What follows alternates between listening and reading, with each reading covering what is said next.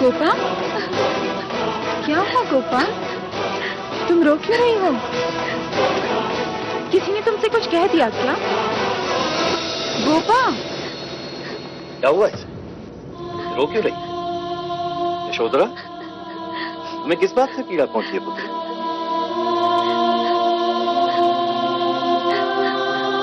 मैंने अभी अभी एक दृश्य देखा। माँ, एक चरवाहा अपनी गाय ले जा रहा था। वो गाय भी खुशी खुशी उसके पीछे पीछे जा रही थी कि अचानक एक धनी वैश्य ने आकर उस गाय को चरवाहे से बलपूर्वक छीन लिया। वो गाय चीखती रही, चिल्लाती रही। बस इतनी सी बात?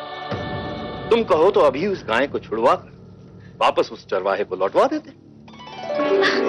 सच कह रहे हैं आप? अवश्य, निसंदेह। तो कुछ देर के लिए समझ लीजिए कि वो चरवाहा सिद्धार्थ है और वो धनी देवदत्त, और वो गाय आपकी पुत्री है पिताजी। यशोधरा, ये क्या ठिठोली है? यही सच है पिताजी। अगर मैं आपके कहने पर देवदत्त से विवाह करके कपिलवस्तु आ भी जाऊं, लेकिन मैं सिद्धार्थ के बिना खुश नहीं रहूंगी। परंतु उन्होंने ही हमारे समक्ष कुमार देवदत्त से तुम्हारे विवाह का प्रस्ताव रखा। पर मैं सिद्धार्थ से विवाह करना चाहती हूँ। असंभव, कदापि नहीं। तो क्या हम अपनी पुत्री से उसका वर चुनने का अधिकार भी छीन लेंगे? मैं सिद्धार्थ से प्रेम करती हूँ और उसी से विवाह करना चाहती हूँ। मुझे भी सिद्धार्थ पसंद है। आपको इस विवाह से क्या आपत्ति है? आपत्ति यह है अमिता कि मैं अपनी पुत्री को एक जोगन बनते नहीं देख सकता। केवल एक बार कपिलवस्तु के लोगों से सिद्धार्थ के बारे में पूछिए तो वो अपने युवराज को पूछते हैं पिताजी। किंतु जब युद्ध होता है तो उसमें एक बलशाली जीतता है, सन्यासी नहीं। और उसी सन्यासी ने कपिलवस्तु के गुरुकुल की प्रत्येक स्पर्धा में देवदत्त को पराजित किया है। छल कपट से पराजित किया है सिद्धार्थ ने। मैं उसे जीत नहीं मानता। तो फिर एक ही उपाय है, आप स्वयं उसकी परीक्षा लें।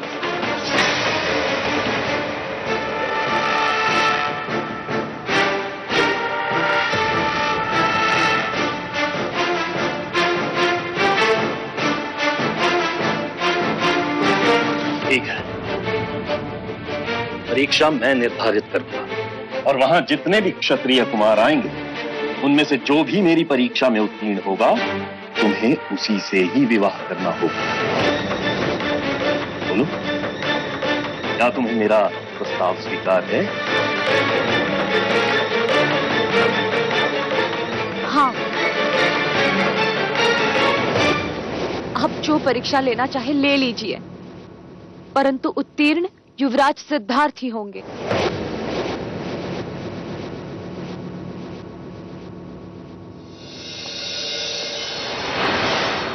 न जाने राजा दंडपानी को क्या सोचे कि परीक्षा लेने की ठानी है उन्होंने। कह रहे हैं कि जो क्षत्रिय कुमार उनकी निर्धारित की हुई प्रतियोगिता जीतेगा उसी के गले में यशोधरा वरमाला डालेंगी।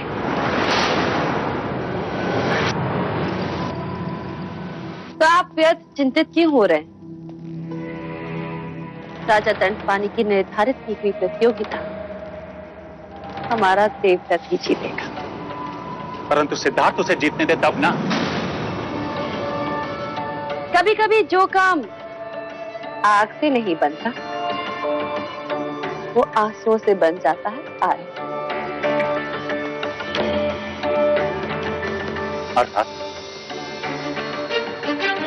अर्थात जब मंगला ठान लेती तो वही होता है जो मंगला चाहती। यदि किसी दिन मुझे ईश्वर मिल गए और उन्होंने कहा कौन हो तुम, तो क्या कहूंगा मैं, जब मैं स्वयं को नहीं जानता?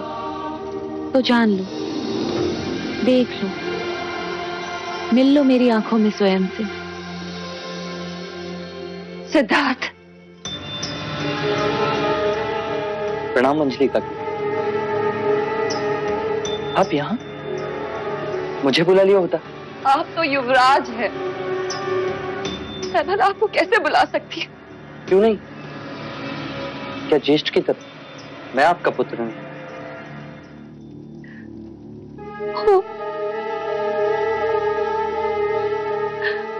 वो तो तुम हमेशा से हो। और आज उसी अधिकार से तो एक माँ अपने एक पुत्र से दूसरे पुत्र के लिए कुछ मांगने आई है। आप आज्ञा करें। तुम जानते हो सिद्धार्थ, मैंने राजा दंडपानी से देवदत्त के लिए यशोदा का हाथ मांगा है। पता नहीं क्यों आज राजा दंडपानी के मन में ऐसा क्या आया जो उन्होंने यशोदा के स्वयंवर की बात। तुम जानते हो ना सिद्धार्थ? हाँ, जानता हूँ। अब तो तुम ये भी जानते हो इस समय पूरे शाक्यकुल में केवल ऐसे दो ही योद्धा हैं जो इस स्वयंवर को जीत सकते हैं। एक हो तुम और दूसरे तुम्हारे ज्येष्ठ।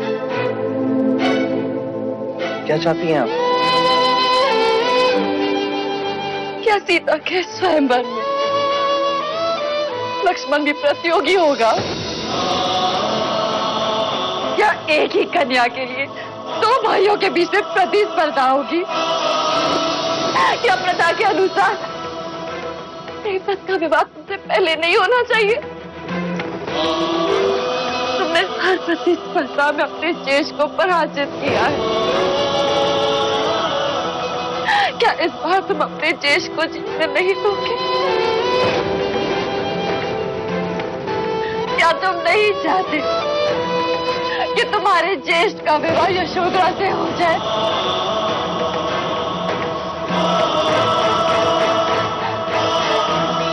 मैं तो ये भी नहीं चाहती कि तुम पराजित हो। ये कैसे संभव? संभव है यदि तुम इस स्वयंवर में हाथ ना लो तो।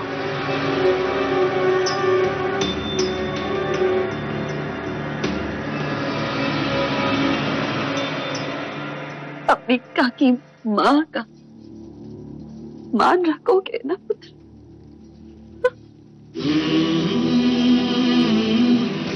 हाँ।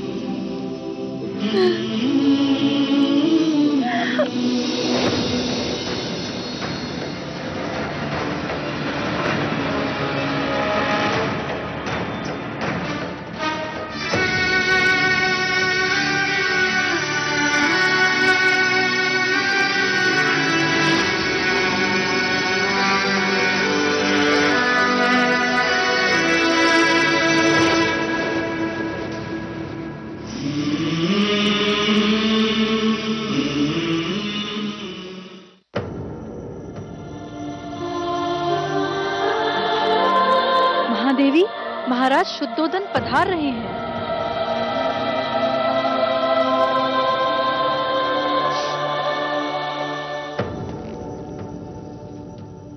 क्या बात है देवी, तुम्हारे आंखों में आंसू कैसे? विवशता क्या है देव? आप शाक्य कुल के महाराज और मैं महादेव, किंतु फिर भी हम अपने पुत्र को वो सुख नहीं दे सकते जो हम देना चाहते और जिसका वो अधिकारी। महादेवी महामाया हमें कभी क्षमा नहीं करेंगे। यही प्रश्न लेकर मैं कुलगुरु वाचस्पति के पास गया था। क्या कहा उन्होंने? देवी, सिद्धार्थ की कुंडली ये कहती है कि उसकी भार्या अत्यंत स्वरूपवान होगी, सौंदर्यवती होगी, पुत्रवती होगी, अपने कुल का मान सम्मान वो बढ़ाएगी, दोनों के स्वभाव भी एक जैसे होंगे और दोनों में अत्यंत स्नेह होगा। किंतु वो यशोधरा नहीं होगी। देवी, वो यशोधरा ही होगी। कैसे दे? सिद्धार्थ की कुंडली और यशोधरा की कुंडली अधिकांश मिलती है। तो उससे क्या हुआ दे? समय ने हमारे होठों पर उंगली जो रखी, हम जान के भी कुछ नहीं कर सकते। विवाह का प्रस्ताव रखने से पहले मंगला दीदी को एक बार पूछना तो चाहिए था। देवी, अपना जी छोटा मत करो। समय ने हमारे होठों पे उंगली अवश्य रखी है, परंतु दंडपानी ने स्वयंवर की बात कहकर हमारी आशा को जीवित रखा। किंतु उसके लिए सिद्धार्थ को लड़ना होगा। देवी, वो क्षत्रिय है, वो लड़ेगा भी और जीतेगा भी। तुम देखना, जिस प्रकार उसने यशोधरा का हृदय जीता है, वह स्वयंवर भी अवश्य जीतेगा।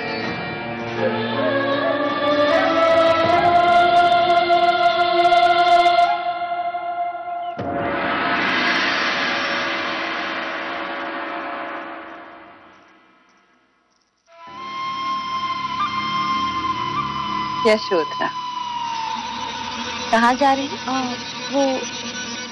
वो सिद्धार्थ से मिलने। उन्हें ये बांसुरी लौटानी है ना। अच्छा, और साथ में ये भी बताना है कि उन्हें स्वयंवर में जीतने की तैयारी करनी है। बहुत भोली हो तुम। युवराज सिद्धार्थ स्वयंवर में तब जीतेंगे ना जब वो उसमें भाग लेंगे।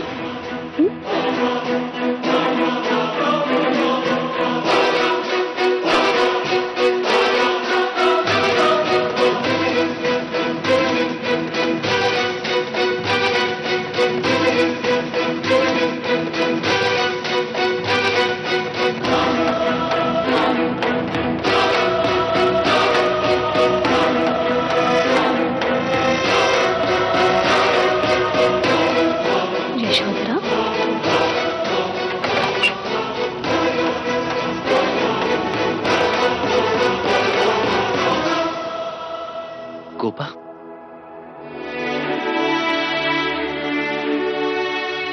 तुम यहाँ? मैं सारे स्त्री सम्मान को भुलाकर तुम्हारे पास आई हूँ सिद्धार्थ। क्या उर्मिला की तरह तुम मुझे मेरे प्रेम से मिला सकते हो?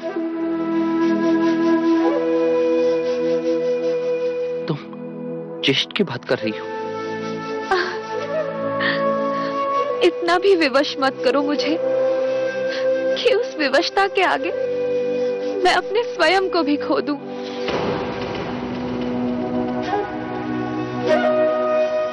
सिद्धार्थ, मैं देव से नहीं तुमसे प्रेम करती हूँ। क्या तुम मुझसे विवाह करोगे?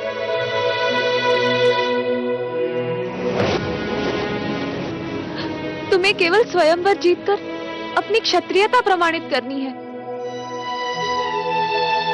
मैं विवश हूँ गोपा, मैं स्वयंवर में भाग नहीं ले सकता।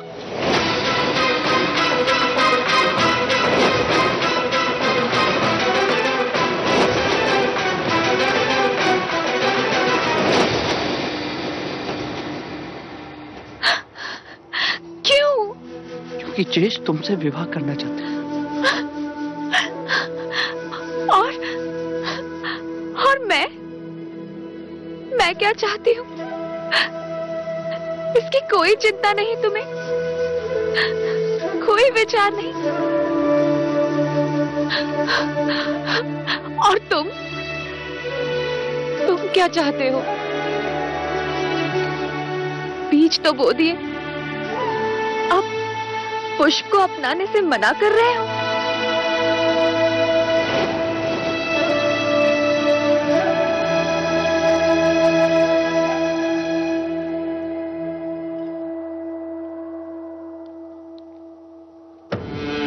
तुमने तो केवल इस गोपा को पत्थर में तराशा है,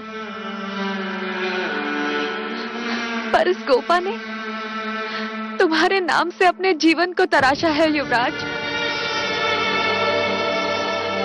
यदि तुमने स्वयंवर में हिस्सा नहीं लिया तो इस गोपा का कोई वर नहीं होगा।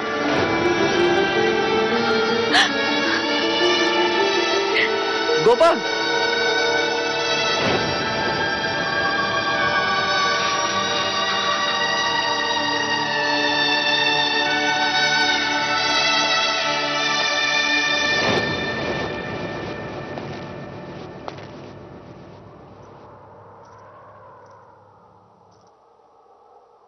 युवराज, वैसे तो मैं केवल एक दासी हूँ, परंतु महादेवी ने मुझे दाइमा का पद दिया है, इसीलिए आपसे पूछने की धृष्टता कर रही हूँ। यशोधरा को किस बात का दंड दे रहे हैं आप? आप तो न्यायप्रिय हैं। आप ही ने उर्मिला और बलदेव का प्रेम विवाह करवाया। यशोधरा आपसे प्रेम करती है युवराज, तो उसके साथ ये अन्याय क्यों? मैं विवश हूँ लोचिका। कैसी विवशता? ज्येष्ठ के होते अनुज विवाह कैसे कर सकता है? ये आप उस ज्येष्ठ के लिए कह रहे हैं जो स्त्री को स्त्री नहीं, केवल एक वस्तु समझता है।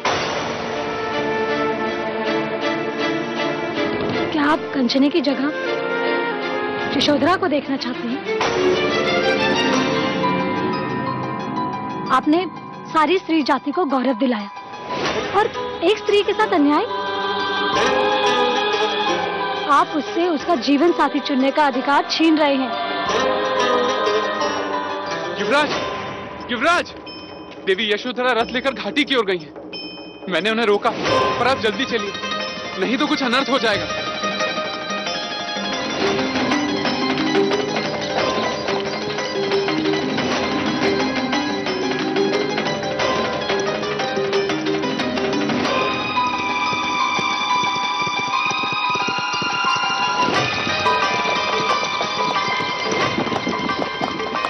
गोपा, देवी यशोधरा,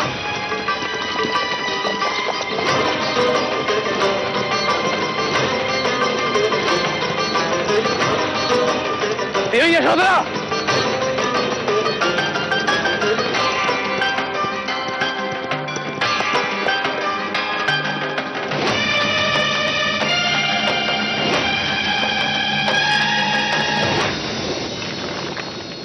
ये तुम क्या कर रही हो गोपा?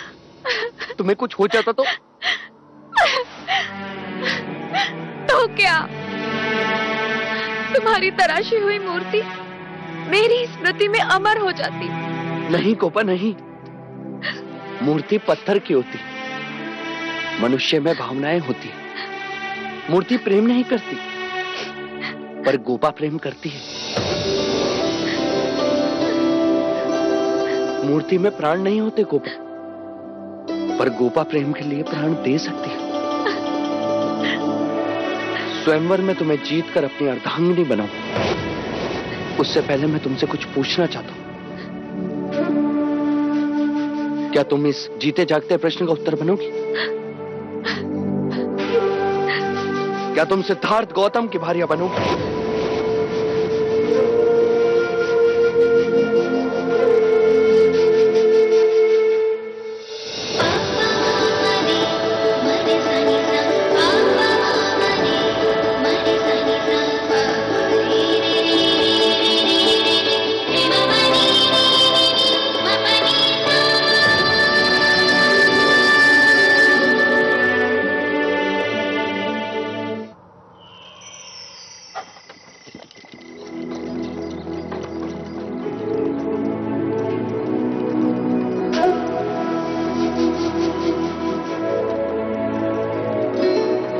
अब तुम्हारी आंखें नम क्यों हैं? सोच रही थी यदि तुम्हें मेरी प्रेम की अनुभूति ना होती तो।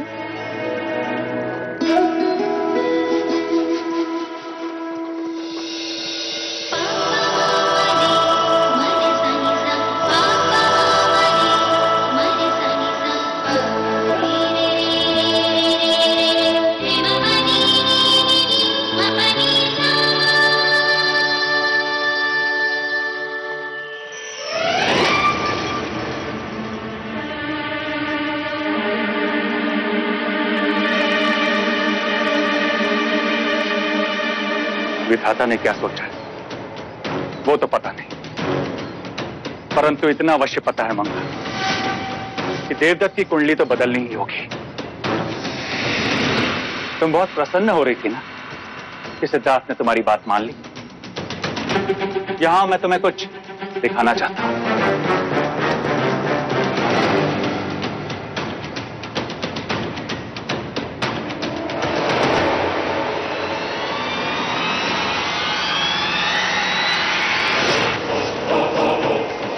कीट करने से देखा अनदेखा नहीं होगा मंगल। सिद्धार्थ आधी रात को यशोधरा के साथ, अर्थात वो स्वयंवर में अवश्य भाग लेगा।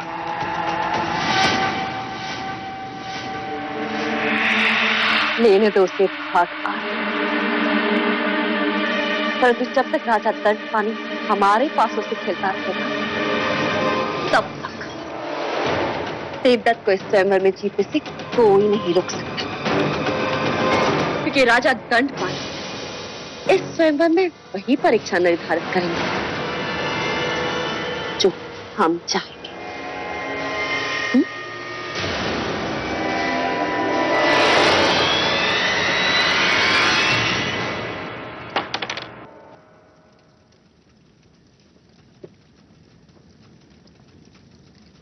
आपकी बारी।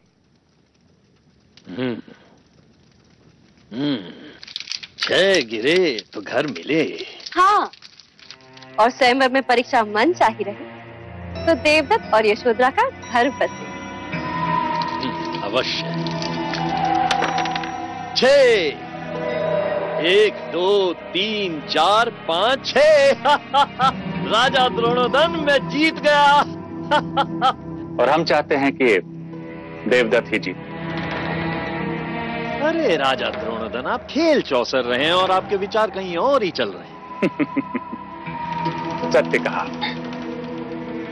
राजा दंडपानी। हम चाहते हैं कि स्वयंवर की निर्धारित परीक्षा क्या होगी ये अंतिम घड़ी तक गुप्त रखी जाए। क्यों? वो इसलिए कि स्वयंवर में कोई अनीति ना हो। अनीति? इसमें अनीति क्यों होगी? अमिता दीदी, बहुत भोली हैं आप। आप नहीं जानते सिद्धार्थ ने कपट कर यशोधरा को अपने मोह जाल में फांसा है। आप तो देवता में थी, आपको क्या पता? हम निर्धारित परीक्षा की घोषणा अंतिम समय पर इसलिए करना चाहते हैं जिसे महाराज शुद्धोधन कोई कपट ना कर सके और परीक्षा निरपेक्ष रहे। आप लोगों की निरपेक्षता से मैं भली भांति परिचित हूँ। मेरी भोली बहन, क्या तुम इस बात से परिचित हो कि हमारे भाई महाराज यशोधरा के साथ सिद्धार्थ का विवाह करवाने के लिए क्यों इतने उत्सुक हैं? वो शाक्य कुल में राजा दंडपानी के बढ़ते वर्चस्व का दमन करना चाहते हैं। अरे ये इस बात पर क्यों ध्यान देने लगी? इन्हें तो मुझसे अधिक अपने बड़े भैया से प्रेम जो है।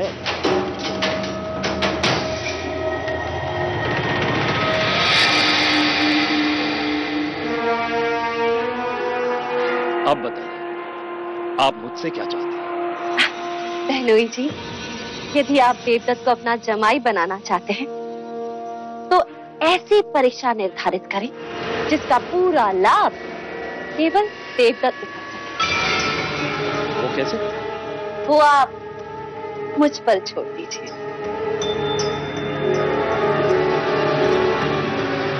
ठीक है, आप जैसा चाहते हैं मैं वैसा ही करूंगा। मैं भी यशोधरा का विवाह एक क्षत्रिय के साथ करना चाहता हूं, किसी कायर के साथ नहीं। सिद्धार्थ को हमें हड़ताल में पराजित करना ही होगा।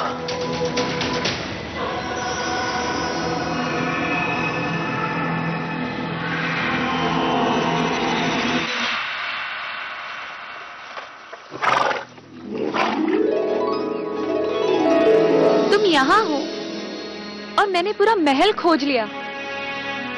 कंटक, ये गोपा है, गोपा, बिल्कुल तुम्हारी तरह, भोली भाली, भावुक। तो इन्होंने तुम्हें भी बहुत रुलाया होगा।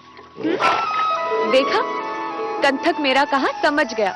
गोपा, अब तुम्हें मुझसे इस तरह अकेले मिलने नहीं आना चाहिए। क्यों ना मिलने आऊं मैं? प्रेम करती हूँ मैं तुमसे। पर तुम्हारे पिता ने तुम्हारा स्वयंवर रचाया है और बिना स्वयंवर जीते यदि मैं तुमसे मिलूंगा तो तुम्हारे पिता का अपराधी कहलाऊंगा। अपराधी तो मेरे पिता हैं। पूरे परिवार की लड़कियों को अपना वर चुनने का अधिकार है और उन्होंने स्वयंवर रखकर मुझसे मेरा अधिकार छीना है। सिद्धार्थ, मैंने तुम्हें अपना जीवन साथी चुना है। ये स्थान मैं किसी और को नहीं दूंगी, चाहे तुम जीतो या ना जीतो। देखा घंटा, मैंने कहा था इसे रोने को। चलो मेरे साथ।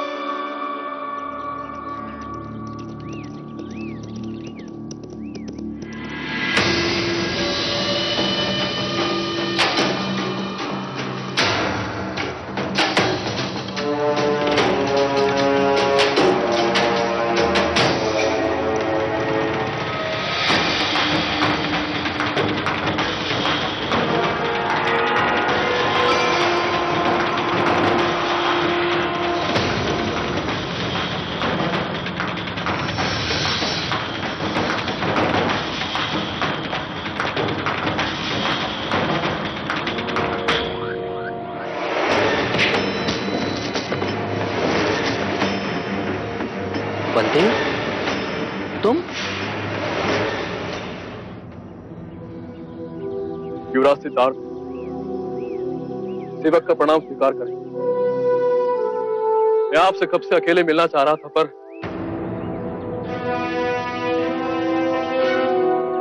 ये गोपा है, मेरी उर्मिला। गोपा ये बलदेव है, उर्मिला का पति। निश्चिंत होकर कहो, क्या कहना चाहते हो? युवराज, मैं आपके लिए अत्यंत महत्वपूर्ण सूचना लेकर आया हूं। शाक्य देश पर संकट का संकेत। कौशल नरेश प्रसन्नजीत अश्वमेध यज्ञ की आड़ में शाक्य देश पर आक्रमण करने वाले।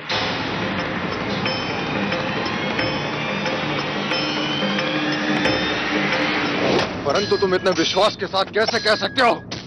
प्रमाण भी है। कौन? बलदेव। बलदेव, जिसने तुमसे अभय दान लिया था? वो राजदूत जिसके पीछे आपने सैनिक भेजे थे।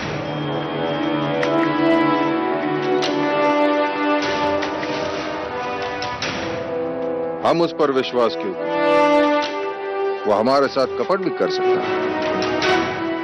जब तक हमारे गुप्तचर कोई समाचार नहीं लाते तब तक हम कोई कदम नहीं उठा सकते।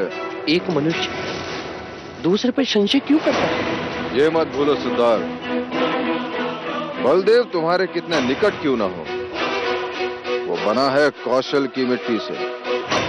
और जो मनुष्य अपने देश, अपने राजा से विश्वासघात कर सकता है, वो तुम्हारे प्रति निष्ठावान कैसे हो सकता है? कभी कभी मनुष्यता मिट्टी और देश पर भी भारी होती है पिताजी। केवल हमें सूचित करें। बलदेव ने अपने प्राण दांव पर लगाए। मैं तुम्हारे बात से सहमत हूं, परंतु राजनीति इतनी सरल नहीं। तुम्हारे लिए इतने जल्दी बलदेव पर विश्वास करना उचित नहीं है।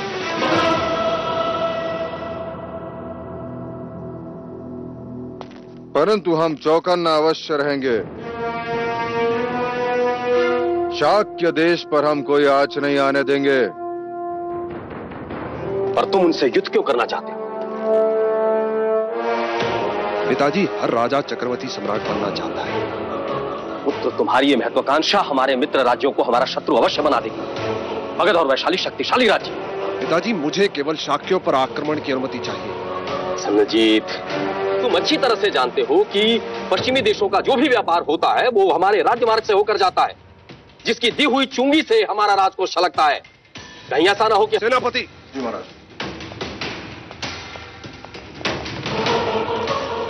देखिए पिताजी, ये वो मार्ग है जो मगध और कौशल से होते हुए गांधार और मिस्र तक जाता है, और ये मार्ग शाक्यों के राज्य से होता हुआ गांधार में मिलता है, जो यात्रा का समय महीनों घटा देता है। तो पुत्र, ये मार्ग तो है ही नहीं। नहीं है पिताजी, नहीं है। किंतु यदि ये मार्ग शाक्यों ने बना दिया तो मगध का सारा व्यापार कपिल वस्तु के मार्ग से होगा। चुंगी उन्हें मिलेगी, उनका राजकोष छलकने लगेगा। इसीलिए शाक्यों पर आक्रमण करने से हमें दो प्रकार से लाभ होगा। हमारी राज्य की सीमा तो बढ़ेगी और साथ ही साथ हमारा राजकोष भी बढ़ने लगेगा। सन्नजीत, शाक्यों को निर्बल मत समझो। उनकी संख्या भले ही हमसे कम है, लेकिन उनकी एकता एक बड़ी शक्तिशाली दीवार। उसी एकता की दीवार में हमने एक दरार खोज ली है पिताजी, वो अवश्य पराजित होगी। पुत्र, अगर तुम्हारा यह आत्मविश्वास है तो अच्छी बात है। आक्रमण कब करोगे? शाक्यों के यौवन उत्सव के दिन, किसी भी दिन। सिद्धार्थ, क्षत्रियों को जीवन में हर चीज लड़कर ही प्राप्त करनी होती है। हर चुनौती के लिए तैयार रहना है। देखो, अब तुम यशोधरा को अपनी जीवन संगिनी बनाना चाहते हो, तो उसके लिए भी तुम्हें स्वयंवर में अपनी क्षत्रियता का प्रमाण देना होगा, लड़ना होगा। देवदत्त स्वयंवर में तुम्हें चुनौती देने की तैयारियां कर रहा है। आप चिंता ना करें पिताजी, मैं हर न्यायपूर्ण चुनौती के लिए तैयार हूं, फिर वो चाहे प्रसन्नजीत हो या देवदत्त।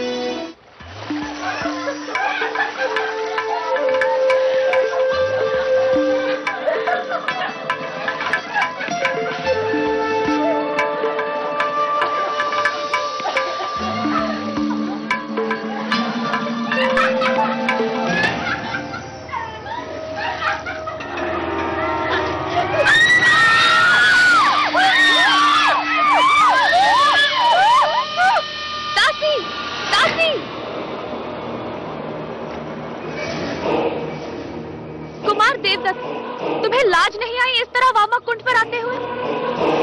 तुम जानते नहीं कि यहाँ पुरुषों का आना निषेध है? जानता हूँ यशोधरा देवी, पर प्रेमियों के आने में तो कोई निषेध नहीं। उन वस्त्रों को मत छूना देवदत्त, ये तुम्हें शोभा नहीं देता।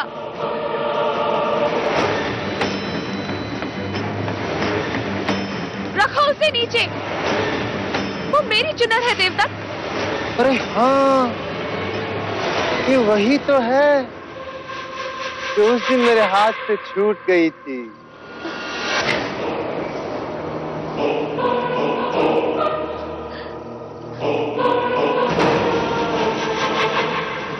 देवदत्त,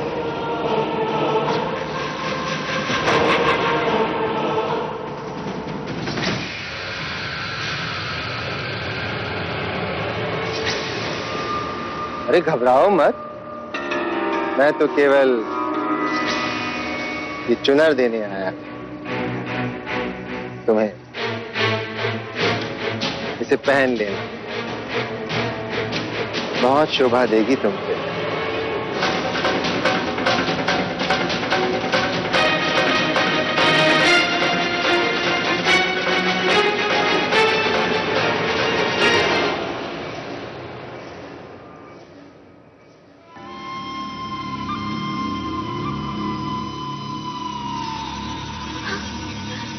यशोधरा,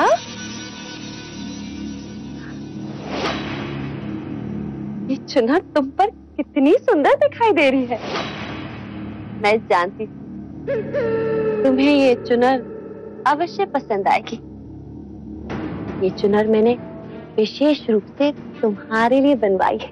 बुनकर जैसे ही ये चुनर मुझे देकर गया, मैंने तुरंत देवदत्त को बुलाकर उसके हाथों ये तुम्हारे लिए भिजवाई।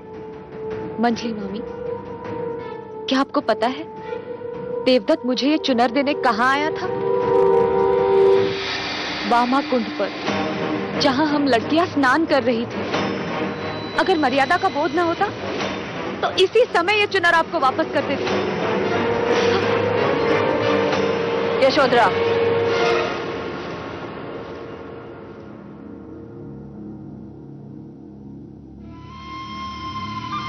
देवदत्त की ओर से मैं तुमसे क्षमा मांगती हूँ।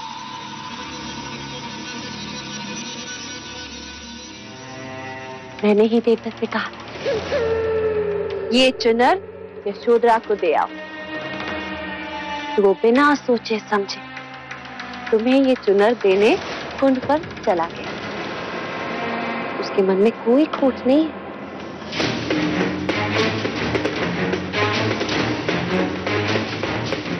तुम ये बात किसी और से मत कहना।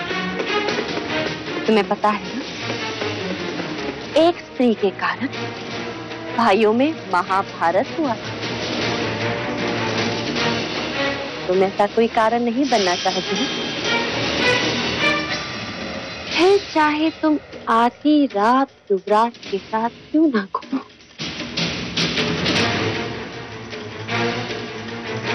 जब आप इतना ही जानती हैं, तो आपको देवदत्त को समझाना चाहिए कि वो स्वयंवर से हट जाए। मैं बेबस और वो हटी। वो तुमसे ही विवाह करना चाहती और उसे कोई नहीं रोक सकता। वो दिन में घंटों गुरु अश्वपाल से युद्ध कला की शिक्षा प्राप्त कर रहा है। और तुम तो जानती हो देवदत्त कितना शक्तिशाली। मैं तो भगवान से बस यही प्रार्थना करती हूँ, स्वयंवर वाले दिन सिद्धार्थ को कुछ ना हो, अन्यथा मुझे बहुत खेद होगा।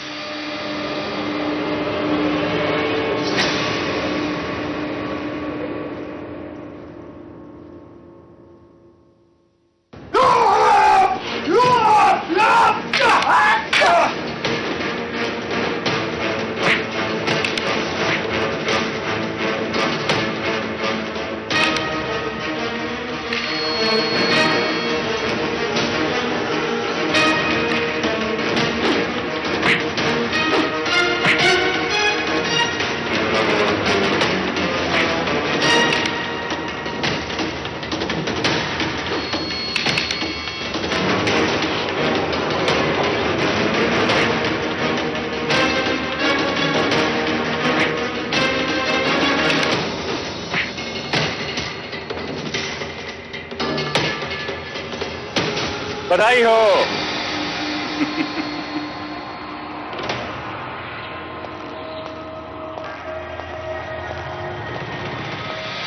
बधाई हो पुत्र। शक्ति के साथ साथ अब तुम्हें चपलता भी आई है, जैसे सिद्धार्थ में। किंतु एक बात का ध्यान रखना कि सिद्धार्थ की उंगलियां तुम्हारी गर्दन तक न पहुंचने पाए, अन्यथा फिर से तुम्हारी नस दबा के तो तुम्हें मूर्छित कर देगा। आप चिंता ना करें पिताजी, अब मैंने सब जान लिया है। चोटी की तरह मसल के रख दूंगा।